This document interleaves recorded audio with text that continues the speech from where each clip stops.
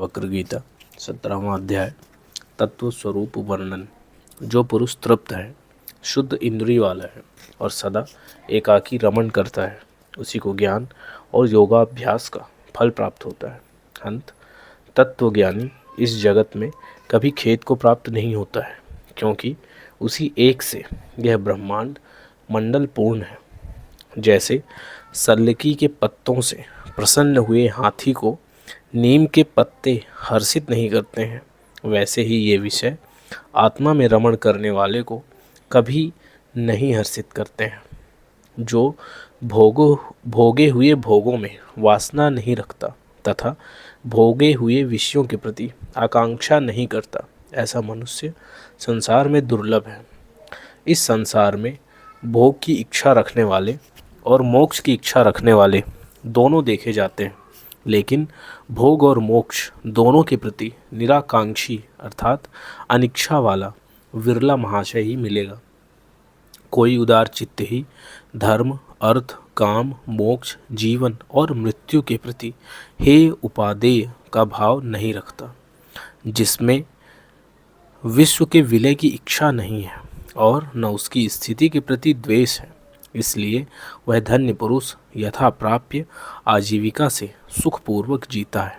इस ज्ञान से कृतार्थ अनुभव कर गलित हो गई है बुद्धि, जिसकी ऐसा कृतकार्य पुरुष देखता हुआ, स्पर्श करता हुआ, सूंघता हुआ, खाता हुआ सुखपूर्वक रहता है। जिसका संसार सागर क्षीण हो गया है, ऐसे पुरुष में न तृष्णा है न विरक्ति है।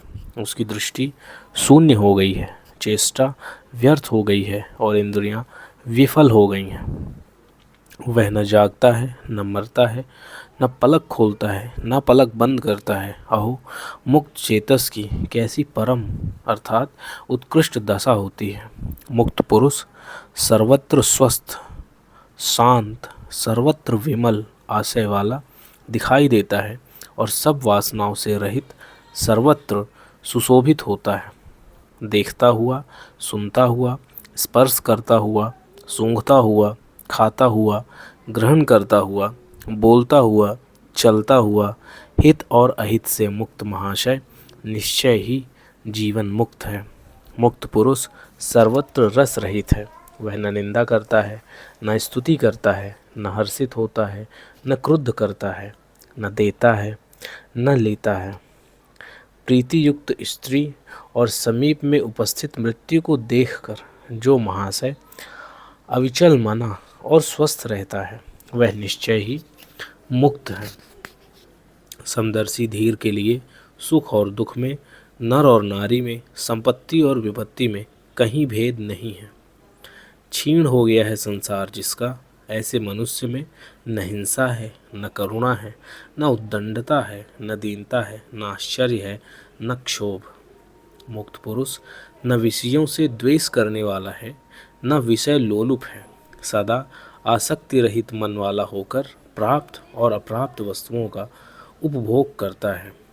शून्य चित्त पुरुष समाधान और असमाधान के, हित और अहित के विकल्प को नहीं जानता है।